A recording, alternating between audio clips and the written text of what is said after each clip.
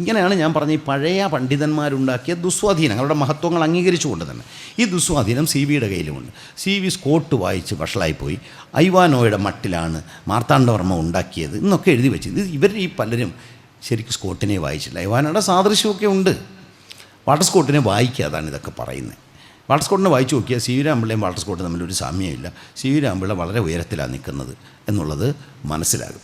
ഇനി 19-ാം നൂറ്റാണ്ടിൽ C V വായിച്ച നോവലുകളെക്കുറിച്ച് ഇവർക്ക് ധാരണയില്ലാത്തത് കൊണ്ട് യഥാർത്ഥത്തിൽ സി വി രാമൻപിള്ളയെ ഏറ്റവും അധികം സ്വാധീനിച്ച നോവലിസ്റ്റുകളിലൊരാൾ ചാൾസ് ഡിക്കൻസാണ്.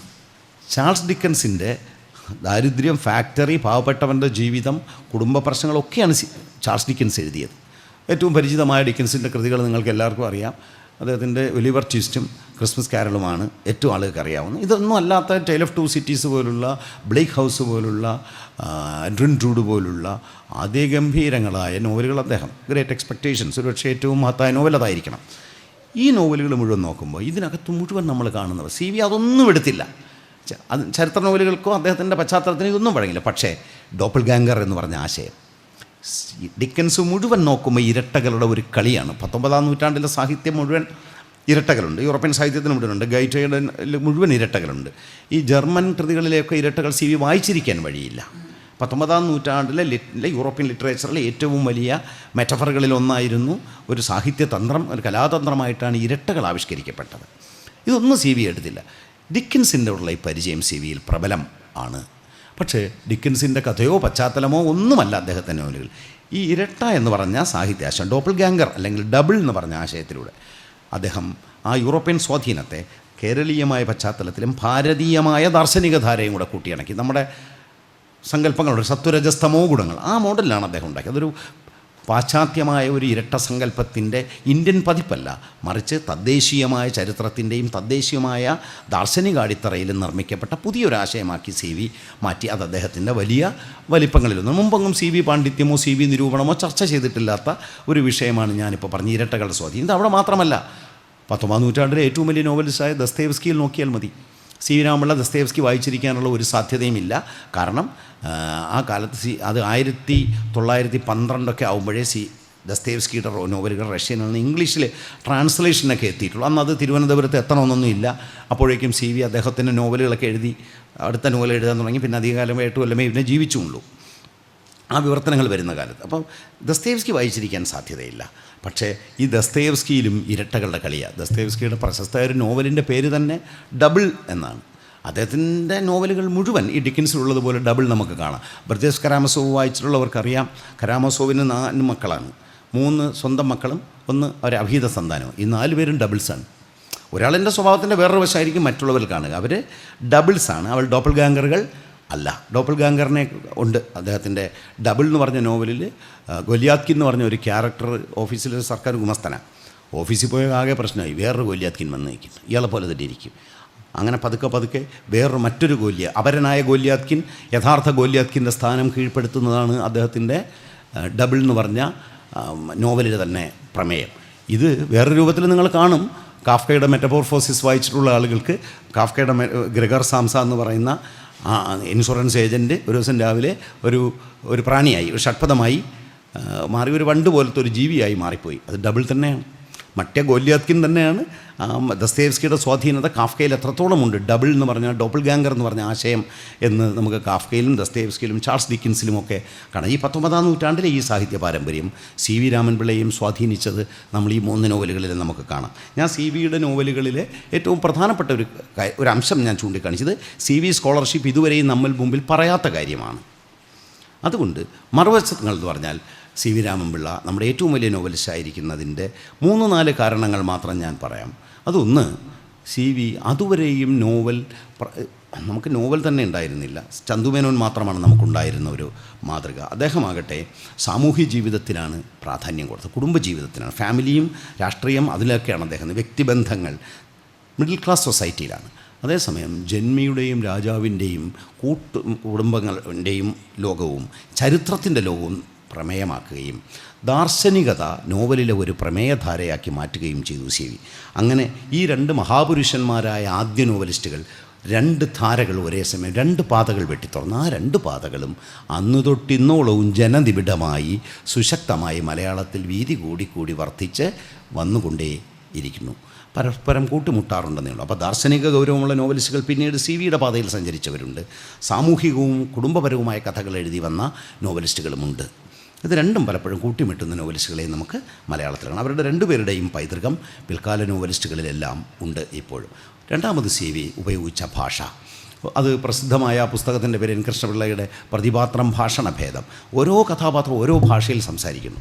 ആ ഭാഷ ഒരേ സമയം തിരുവനന്തപുരത്തെ ഡയലക്റ്റ് എന്ന് പറഞ്ഞാൽ ഒരു ഡയലക്റ്റ് അല്ല, തിരുവനന്തപുരത്തെ തെക്കൻ പ്രദേശത്തെ ഡയലക്റ്റ്, വടക്കോട്ടുള്ളത്, എല്ലാ ഡയലക്റ്റുകളും കൂട്ടിയിണക്കിയുള്ള സംഭാഷണം. ആ സംഭാഷണമാണ് പലപ്പോഴും ആളുകൾക്ക് മനസ്സിലാകാതെ പോകും. അതും ഇപ്പോഴത്തെ തിരുവനന്തപുരത്തുകാർ പറയുന്ന ഭാഷയല്ല. 18-ാം നൂറ്റാണ്ടിലെ തിരുവനന്തപുരത്തുകാർ സംസാരിച്ചിരുന്ന ഭാഷ റീഇൻവെൻറ്റ് ചെയ്യാണ് CV ചെയ്തത്. CV ഒരു മാർത്താണ്ഡവർമ്മ മഹാരാജാവ് 1858 മരിച്ചത്. ആ 1858 CV ജനിച്ചത്. അദ്ദേഹം മരിച്ച് 1758 മരിച്ചു. കൃത്യം 100 കൊല്ലം തികഞ്ഞ വർഷമാണ്. മാർത്താണ്ഡവർമ്മയുടെ ശതാബ്ദി വർഷത്തിൽ ജനിച്ച നോവലിസ്റ്റാണ് CV രാമൻപിള്ള. 1858 ജനിച്ചു, 22 മരിച്ചു. CV തനിക്ക് 100 കൊല്ലം മുമ്പുള്ള ഒരു കാലഘട്ടത്തിലെ ജീവിതത്തെ റീഇൻവെൻറ്റ് ചെയ്തു. ആ ഭാഷ ഉണ്ടാക്കിയെടുത്തതാണ്. അന്ന് അങ്ങനെയാണോ സംസാരിച്ചത് നമുക്കൊരു ഉറപ്പില്ല. ആ ഭാഷ നമ്മൾ പ്രശ്നമുണ്ടാകുന്നു. 2, അദ്ദേഹത്തിൻ്റെ വിവരണകല. ആളുകളുടെ സംഭാഷണത്തിൽ പ്രാദേശികത്വം, തനി ഡയലോഗാണ്. വിവരണകല വരുമ്പോൾ അത് ഭയങ്കര സംസ്കൃതബദ്ധമായ നമുക്ക് പിടിച്ചാൽ കിട്ടാത്ത വാക്യങ്ങൾ. ചില വാക്യങ്ങളൊക്കെ അച്ചടിത്തേറ്റിലൊക്കെ വന്ന് ദൂരാന്വയമെന്ന് ഒന്നും മനസ്സിലാകാതായി പോകും. തെറ്റിയ വാക്യങ്ങളൊക്കെ ഉണ്ട്. നിങ്ങൾ ഖസാക്കിൻ്റെ ഇതിഹാസം നോക്കൂ. ഒന്ന് തനി പ്രാദേശിക ഭാഷ, അതിന് ഫുട്നോട്ടില്ലെങ്കിൽ പലതും മനസ്സിലാവില്ല. വിവരണകലയിലെത്തുമ്പോഴോ വേറൊരു തൻ ചിന്തേരിട്ട് മിനുക്കിയെടുത്ത വേറൊരു ഭാഷയാണ് വിജയൻ എഴുതുന്നത്. ആ CV-യുടെ പാരമ്പര്യം അതേപടി വിജയനിൽ കിടപ്പുണ്ട്. രാജകഥയൊന്നും അല്ല പറയുന്നതേ ഉള്ളൂ. അപ്പോൾ ഈ ദാർശനികത, ഭാഷയുടെ ഉപയോഗത്തിലുള്ള ഈ വലിപ്പം, പിന്നെ ചെറിയ ഭാവനയൊക്കെ വച്ചുകൊണ്ടുള്ള നോവലെഴുത്തിനെ ഒരു വലിയ സംഭവമായി ആഘോഷിക്കപ്പെടുന്ന കാലത്ത് ഇത് ചെറിയ ഭാവനയുടെ ലോകമില്ല. അതുകൊണ്ട് CV-യെക്കുറിച്ചുള്ള പ്രശസ്ത കഥ കേട്ടിട്ടുണ്ടല്ലോ. ആരോ CV-യോട് പറഞ്ഞു അത്രേ, ടാഗോർ എന്തോ ഒരു തീ പിടിക്കുന്നതിനെക്കുറിച്ച് എന്തോ എഴുതിയെന്ന്. അപ്പോൾ CV ചിരിച്ചിട്ട് പറഞ്ഞു, തീ പിടിച്ചൊരു കടലിനെ മുഴുവൻ എനിക്ക് സങ്കല്പിക്കാൻ പറ്റുന്നു. അതാണ് CV-യുടെ. തീ പിടിച്ചൊരു കടൽ മുഴുവൻ, തീ കൊണ്ടുള്ള ഒരു കടലിനെ, അനന്തമായ ഒരു തീക്കടലിനെ എനിക്ക് ഭാവന ചെയ്യാൻ കഴിയുമെന്ന് പറയുന്ന അസാധാരണമായ ദുരന്ത ഭാവനയാണ് ട്രാജിക് സെൻസിബിലിറ്റി എന്ന് പറയുന്നത്. വളരെ പ്രധാനമാണ്. അത്രയും വലിയ ഒരു എപ്പിക് പാരമ്പര്യം, ഇതിഹാസ പാരമ്പര്യത്തിലാണ് CV രാമൻപിള്ള നിൽക്കുന്നത്. ഇതിഹാസവും നോവലും തമ്മിലുള്ള ബന്ധവും ബന്ധമില്ലായ്മയും ഒക്കെ വലിയ വിഷയങ്ങളാണ്. അപ്പോൾ ഐതിഹാസികതയാണ് CV-യുടെ ഏറ്റവും വലിയ പ്രത്യേകത. അതുകൊണ്ട് തന്നെ പെട്ടെന്ന് സാമാന്യ വായനയിൽ നമുക്കൊരു ദിവസം രാവിലെ നമുക്ക് ചെറിയ കുന്നുകൾ കയറുന്നത് പോലെ എവറസ്റ്റോ ആനമുടിയോ ഒന്നും കയറുക സാധ്യമല്ല. അതുപോലെ തന്നെയാണ് CV-യുടെ നോവലുകളും. അവയുടെ വലിപ്പം കൊണ്ട് നമ്മെ ഭയപ്പെടുത്തും. അവ നാളികേര പാകമാണ്. നാളികേരം ഭേദിച്ചെടുക്കുക എളുപ്പമല്ല വെറും കൈകൾക്ക്. തൊണ്ടളക്കണം, പിന്നെ ചിരട്ട ഭേദിക്കണം. പക്ഷേ അത് ഭേദിച്ചെത്തുമ്പോഴോ ലോകത്തെ ഏറ്റവും വലിയ മാധുര്യം നിങ്ങൾക്ക് വാഗ്ദാനം ചെയ്യപ്പെട്ടിരിക്കുന്നു. അതാണ് CV-യുടെ നോവലുകൾ.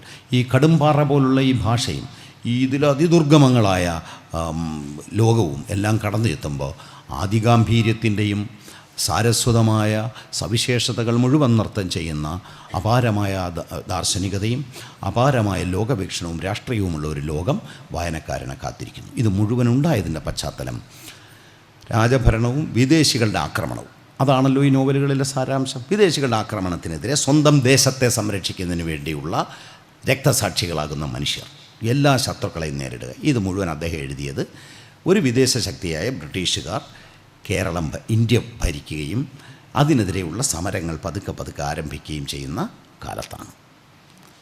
ആ നോവലുകളുടെ കാലത്ത് ബ്രിട്ടീഷുകാർക്കെതിരെയുള്ള ഒരു സമരവും അദ്ദേഹത്തിനില്ല. കാരണം അദ്ദേഹം അതിന് 250 കൊല്ലം മുമ്പുള്ള ചരിത്രമാണ് പറയുന്നത്. പക്ഷേ ദേശീയത എന്ന് പറഞ്ഞ ആശയം, ഇന്ത്യൻ ദേശീയതയെക്കുറിച്ചുള്ള പുതിയ ബോധമുയർത്തുകയാണ് ദേശീയ പ്രസ്ഥാനം ചെയ്തത്. ആ ദേശീയ പ്രസ്ഥാനത്തിൻ്റെ 19-ാം നൂറ്റാണ്ടിൽ ആരംഭിച്ച ദേശീയതയെക്കുറിച്ചുള്ള പശ്ചാത്തലങ്ങളും ബ്രിട്ടീഷ് കൊളോണിയലിസത്തിൻ്റെ പശ്ചാത്തലവും ആണ് ഈ നോവലുകളെ CV നോവലിലേക്ക് പ്രേരിപ്പിക്കുന്ന ഇവയുടെ അടിത്തറയായി പ്രവർത്തിക്കുന്നതും. വിദേശികളായ ദിവാന്മാർക്കെതിരെയായിരുന്നു അദ്ദേഹത്തിൻ്റെ പത്രപ്രവർത്തന രംഗത്തെ പോരാട്ടം മുഴുവൻ. വിദേശികൾ എന്ന് പറഞ്ഞാൽ തമിഴ്നാട്ടുകാരായ ദിവാന്മാരെ തിരുവിതാംകൂറിൽ കൊണ്ടുവന്ന് വരിക. മിക്കവാറും മറാഠി ദിവാന്മാരാണ് തിരുവിതാംകൂർ ഭരിച്ചത്. തിരുവനന്തപുരത്തെ സദ്യകളിൽ ബോളി എന്നൊരു പലഹാരം വിളമ്പാറുണ്ട്. ബോളി എന്ന് പറഞ്ഞാൽ മഞ്ഞ നിറത്തിലുള്ള ദോശ പോലുള്ള ഒരു പലഹാരം, അതിൻ്റെ കൂടെ പാൽപ്പായസം ഒഴിക്കും. ഇത് എല്ലാവർക്കും ഇത് ഓംലെറ്റാണോ എന്നൊക്കെ സംശയിച്ചു കളയ ആളുകൾ. പക്ഷേ കാസർഗോട്ടുകാർക്ക് അത്ഭുതം തോന്നില്ല. കാരണം അവരതിന് ഹോളിഗേ എന്നാണ് പറയുന്നത്. കാരണം ബോളി എന്ന് പറഞ്ഞത് തിരുവനന്തപുരത്തെ ഭക്ഷണത്തിൽ വരാൻ കാര്യം 19 നൂറ്റാണ്ടിൽ മുതൽ 20 നൂറ്റാണ്ട് വരെ ഏതാണ്ട് 9 ദിവാൻമാർ മറാഠികളാണ് ഭരിച്ചത്. ഈ മറാഠികൾ മഹാരാഷ്ട്രയിൽ നിന്ന് തഞ്ചാവൂരിൽ കുടിയേറിയ മറാഠി ദേശിക ബ്രാഹ്മണരാണ്. അവർ വരുമ്പോൾ ഓരോ ദിവാനും അവരുടെ ഒരു വലിയ പിണിയാൾ സംഘത്തെയും ബന്ധുക്കളെയും കൊണ്ടുവന്ന് തിരുവിതാംകൂർ സ്റ്റേറ്റ് സർവീസിൽ കയറ്റും. അങ്ങനെ ഒരു മറാഠി ജനസമൂഹം ഉണ്ടായി. ഇവരുടെ ഭക്ഷണത്തിൻ്റെ ഭാഗമായ ഹോളികയാണ് തിരുവനന്തപുരത്ത് പിന്നെ അതെന്തുമായി മാറുന്നത്, ബോളിയായി തിരുവനന്തപുരത്തിൻ്റെ ഒരു സാധാരണ ഭക്ഷണമായി മാറുന്നു. അങ്ങനെ ഒരു വലിയ ചരിത്രം ആ ഭക്ഷണത്തിനുണ്ട്. ഈ വിദേശീയ മേധാവിത്വം ഇത് ബ്രിട്ടീഷുകാരാണ് ICS എന്ന് പറഞ്ഞാൽ ബ്രിട്ടീഷ് സിവിൽ സർവീസ് ഇന്ത്യക്ക് വേണ്ടി ഉണ്ടാക്കിയിട്ട് ആ സിവിൽ സർവീസിലുള്ള ഉദ്യോഗസ്ഥരെ നാട്ടുരാജ്യങ്ങളിലെ ദിവാൻമാരായി നിയമിക്കുന്നു, അവരുടെ മോഡേണിറ്റി കൊണ്ടുവരുന്നത്. ആ ദിവാൻമാരുടെ വരവിനെയാണ് CV ഏറ്റവും അധികം എതിർത്തിരുന്നത്. വിദേശീയ മേധാവിത്വം എന്ന പേരിൽ അദ്ദേഹം അന്ന് മലയാളി പത്രത്തിൽ എഴുതിയ എഡിറ്റോറിയലുകൾ മുഴുവൻ പുസ്തകമായി പ്രസിദ്ധീകരിച്ചിട്ടുണ്ട്. അദ്ദേഹത്തിന് ജീവിതത്തിൽ ഒരിക്കലും പ്രമോഷൻ കിട്ടാതെ പോയതും അതുകൊണ്ടാണ്. അദ്ദേഹം തിരുവനന്തപുരത്തെ ഗവൺമെൻറ് പ്രസ്സിലെ സൂപ്രണ്ട് എന്ന് പറഞ്ഞ ജോലിയിലായിരുന്നു. അത് ശിവായിക്ക് മാത്രം തൊട്ടിൽ മുകളിലുള്ള ഒരു പദവി. ഇന്ന് സൂപ്രണ്ട് എന്ന് പറഞ്ഞാൽ ഗസറ്റ് ഓഫീസറാണ്, അന്ന് ശിവായിക്ക് മുകളിലുള്ളൊരു പദവിയാണ്. അന്ന് 19-ാം നൂറ്റാണ്ടിൻ്റെ അവസാനം BA പാസ്സായ ആളാണ്. BA ഓണേഴ്സ് ജയിച്ച ആളിന് കിട്ടിയ ജോലി ഇതാ.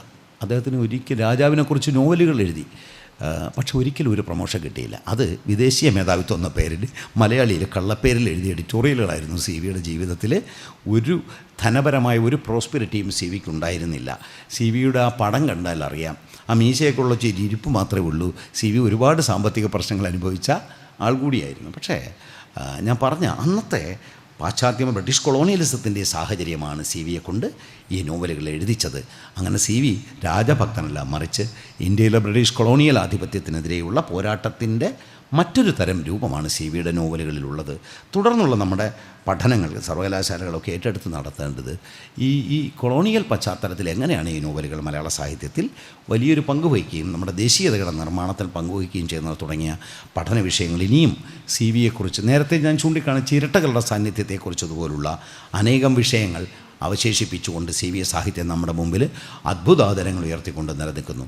എല്ലാ തലമുറയ്ക്കും വീണ്ടും വീണ്ടും വായിക്കാനും പഠിക്കാനുമുള്ളത് സൃഷ്ടിക്കുന്ന നോവലിസ്റ്റുകളെയും നോവലുകളെയാണ് നമ്മൾ ക്ലാസിക്കുകൾ എന്ന് വിളിക്കാറുള്ളത്. അതുകൊണ്ട് ഈ ക്ലാസിക് പ്രഭാഷണ പരമ്പരയിൽ CV രാമൻപിള്ളയെക്കുറിച്ച് സംസാരിച്ചതിനകത്ത് അങ്ങേയറ്റം ഞാൻ സന്തുഷ്ടനാണ്. ആ സന്തോഷവും കടപ്പാടും നന്ദി ഞാൻ തുഞ്ചൻ സ്മാരകത്തോട് തുഞ്ചൻ പറമ്പിനോടും MD വാസുദേവൻ നായരോടും ഡോക്ടർ ശ്രീകുമാറിനോടും രേഖപ്പെടുത്തുന്നു. ഇത് സമചിത്തതയോടെ കേട്ടുകൊണ്ടിരുന്ന നിങ്ങൾക്കെല്ലാവർക്കും നന്ദി.